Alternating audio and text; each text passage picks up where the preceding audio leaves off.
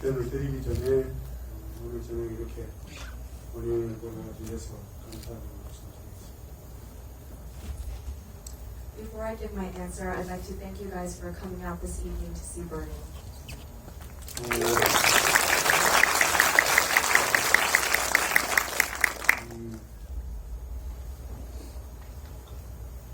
질문부터 되게 어려운 질문인데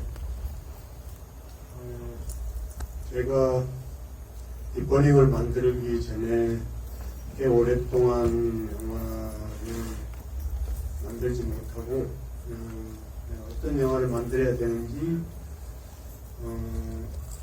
내가 어떤 영화로 관객들과 소통을 해야 되는지 이런 질문들을 스스로 하면서 오랜 시간을 보냈는데 그 중에 여러 프로젝트를 거쳤지만 그 중에 공통된 것이 있다면 분노에 대한 생각들을 많이 했는데요. 요즘 사람들이 뿐만 아니라 세계 어디에서나 국적이나 종교나 계급이나 이런 분들을 방문하고 누구나 각자의 이유로 분노하고 있다는 생각이 들었고요. 그 중에서도 특히 청년들의 분노에 대해서 생각하게 됐습니다.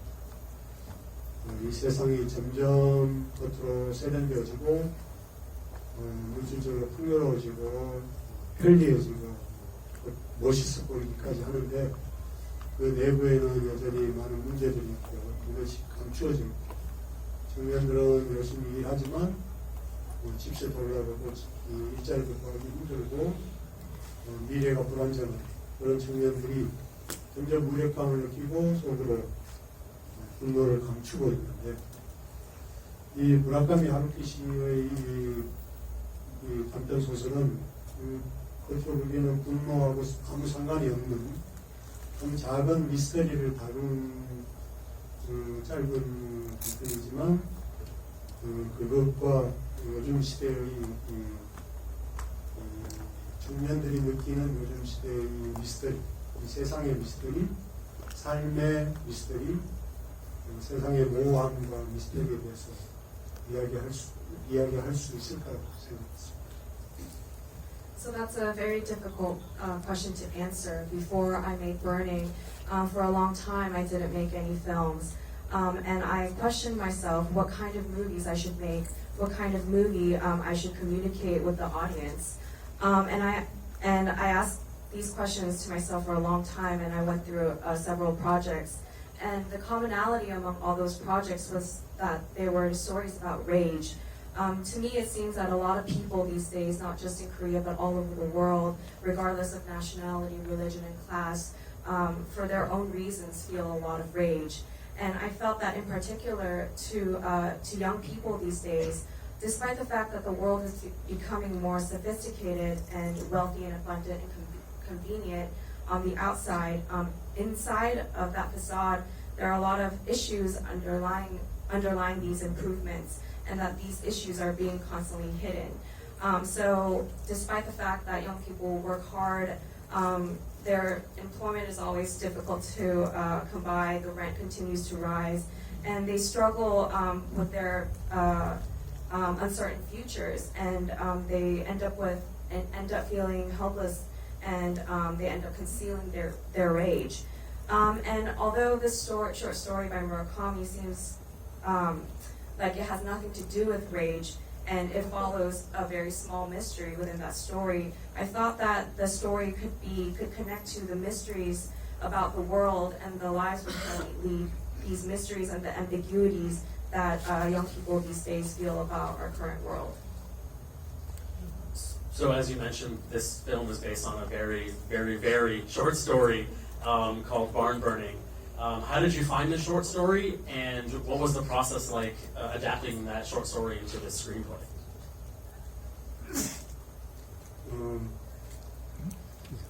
사실상 저하고 몇 년 동안 같이 일해온 오정미 작가가 있었는데, 시나리오 작가가 계속 시나리오를 몇 편을 쓰기도 했는데 내가 그걸 영화화하지 않으니까 매우 답답했겠지만 무라카미 하루키 씨의 단편 소설 중에 이 반번이라는 단편 소설을 읽고 저한테 그래서 제안을 했고요. 아마도 그녀는 이 영화의 아까 말씀드린 분노, 젊은이의 분노와 연결되는 어떤 지점이 있을 거라고 생각한 것 같고, 저는 또 이 반버닝이라는 단편 소설과 똑같은 제목의 윌리엄 포크너의 단편 소설이 있다는 것을 알게 되었고,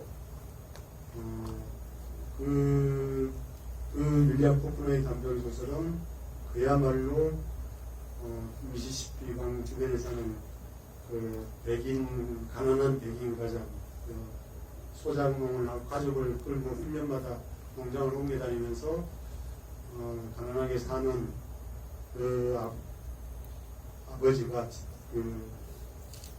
어떤 고통을 당할 때 억울함을 남의 헛간을 태우는 거예요. 그런 아버지를 바라보는 어린 아들의 시점으로 그려진 이야기인데요. 말 그대로 분노를 다루는 소설이죠. 같은 제목으로 완전히 다른 이야기가 무라카미 씨와 윌리엄 포크너의 이야기는 완전히 다른 이야기지만 그것이 하나로 연결시킬 수 있다는 것이 굉장히 흥미롭고요. 그래서 이 소설은 무라카미 씨의 단편 소설을 원작으로 하고 있지만 또 윌리엄 포크너의 고통과 삶의 고통과 분노와 죄의식으로 가득 찬 포크너의 세계와 연결되어 있다고 말할 수 있습니다. So I worked with the screenwriter of this film, Oh Jong-mi, for several years to come up with film projects. We actually wrote a couple scripts together, but none of them actually ended up as films. And I think she was quite frustrated about how all those projects fell through. And she read this short story, Barn Burning, by Murakami, and suggested that we adapt it to screen. And I think in that story, she found elements that could connect with that sort of stories about rage that I mentioned earlier. And I later found out that there was a short story by William Faulkner of the same title. And in Faulkner's short story, it's basically about this very poor white farmer near the Mississippi River who basically moves farms every year and sort of works and struggles with poverty. And the story is told from the perspective of this young son who watches his dad burn barns whenever he suffers through pain or injustice. So you can really say that Faulkner's short story is about nothing else other than rage. And I noticed that despite the fact that these two short stories share the same title, they were two completely different narratives. And I thought that I could combine the two into this film. So although this film is based on Murakami's short story, you could say that it's very much related to Faulkner's world of pain, rage, and guilt. So the casting of this film is really incredible.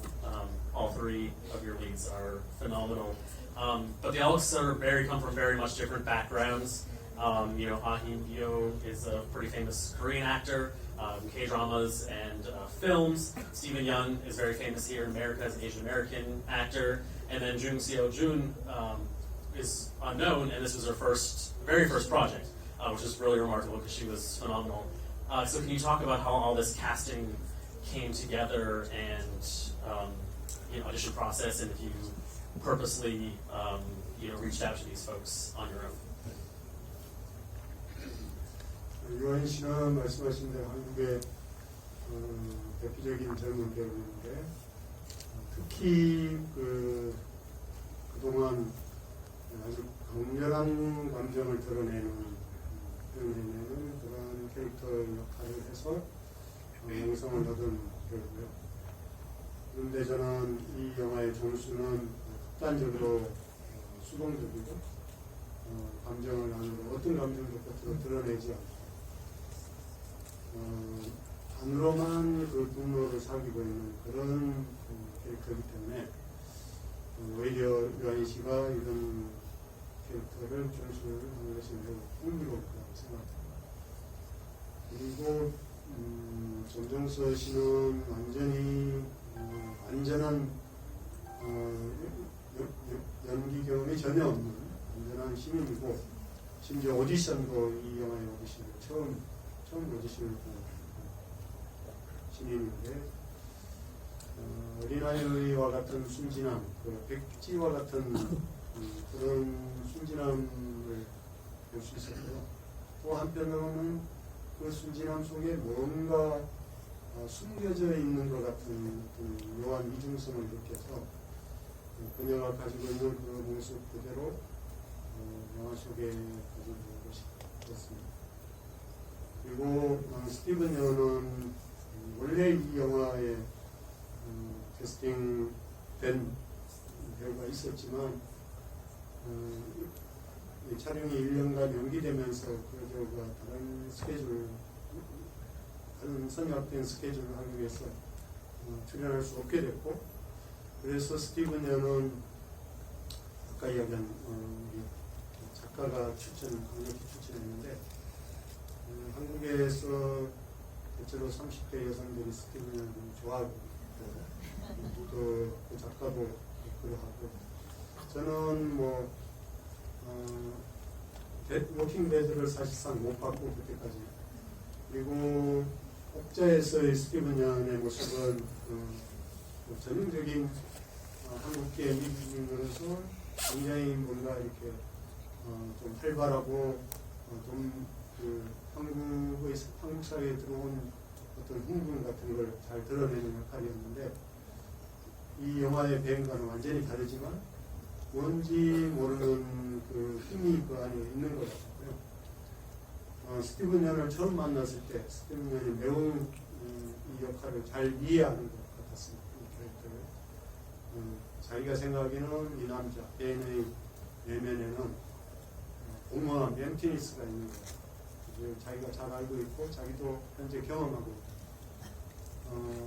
힘든 문명교육 생활을 거쳐서 갑자기 명성과 힘과 돈을 얻으면서 자기 속의 어떤 공허감과 존재론적인 엑지스텐셜 크라이시스를 느끼고 있다는 이야기를 했는데, 그 말을 들으면서 저는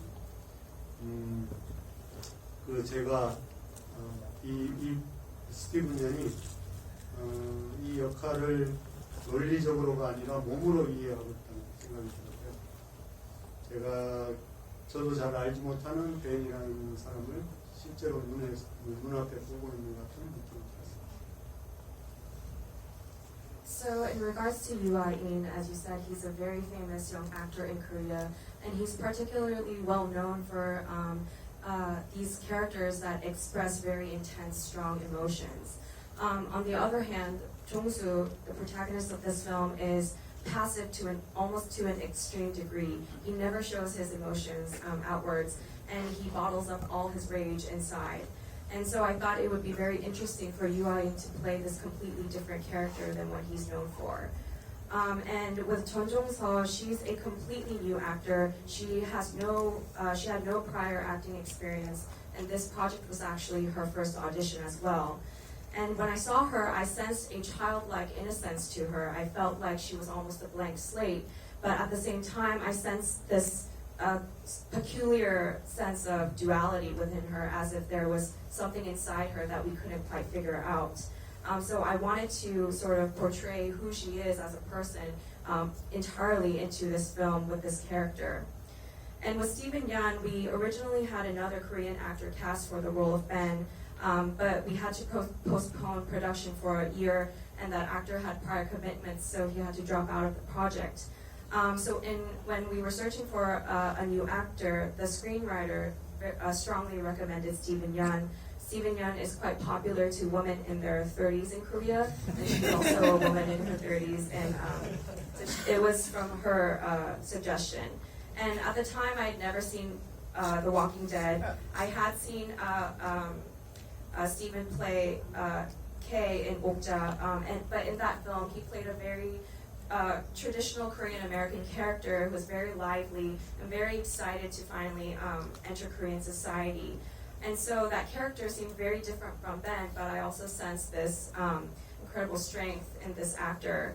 And so when I first met Steven to discuss this role, I found that he truly understood this character.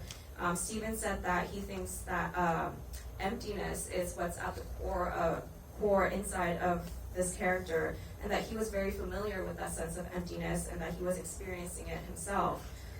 Steven told me about how he spent years as a struggling actor and sort of suddenly acquired all this fame, power, and money. And from that, he experienced this feeling of emptiness and was kind of going through this existential crisis. And while hearing him talk about this, I realized that he not only understood this character logically, but also understood him viscerally and just with his body. And I felt as if I was watching this character of Ben, who I didn't even fully understand, as if he was sitting right in front of me. So we have time for a few questions from the audience. Anybody have? Yes.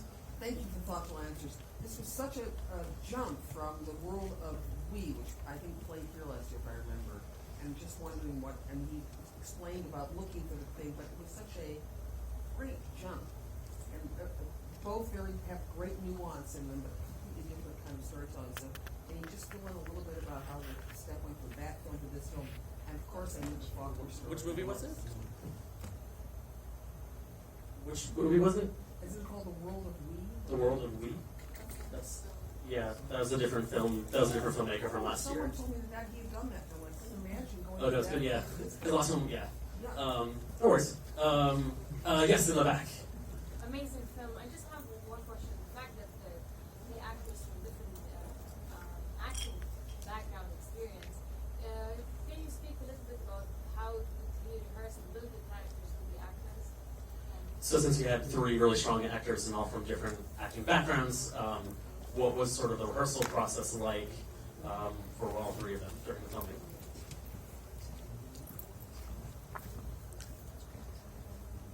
저는 보통 연출을 할 때 대체로 많은 대화를 하는 편이고요. 그 캐릭터나 그 상황을 이해를 나누기 위해서, 이해를 같이 하기 위해서 많은 대화를 하고, 직접적인 디렉팅은 가능하면 자제하는 편입니다. 이를테면 이 벤 같은 경우는 실제로 12월 킬러인지 아니면 마음씨 좋은 그냥 부유한 젊은 청년인지, 그것이 끝까지 그 모호함을 유지해야 되는 것이 중요한데, 그것을 위해서 매 신, 매 카트 또는 아주 작은 디테일에도 그 밸런스를 맞추기 위해서 여러 배우와 많은 대화를 했지만, 실제로 그가 어떤 사람인가는 정하지 않았고 스티븐에게 맡겨져 있었거든요. 다른 햄이나 종수 같은 경우도 자신이 자기의 연기의 그 동기를 찾는 것은 배우에게 맡기고, 그가 그렇게 자기 것을 제대로 찾을 수 있도록 대화를 많이 해놓습니다. When I usually give actors directions, I try to have a lot of conversations with them so that we can understand the characters and the situations that they're in together. And through these conversations, I try to help them understand, and I try to refrain from giving them straight, direct directions. And so, for example, in terms of Ben, an important aspect of this film is the ambiguity of whether or not this character is a serial killer or if he's just a nice, young, rich man. And we kind of had to maintain that ambiguity until the very end of the film. And so after every scene, every shot, and for every detail, we had a lot of conversations to make sure that this ambiguity is maintained and the balance is there. But in terms of who this character actually is, we never came to an agreement in terms of that. That was all left to Steven. And also with Hemi and Jong-seo, I always left it to the actors to find their own motivations in what the character does and what the character acts. I just try to have a lot of conversations with them to make sure that they can find their own motivations and own inner workings for the character. So unfortunately, that is all the time we have this evening for the Q&A. Thank you, Ms. Lee, so much for coming to be with us tonight. Thank you guys for coming out. The film opens in LA next Friday. Please go see it again, bring your friends, and have a great night. Thank you, guys.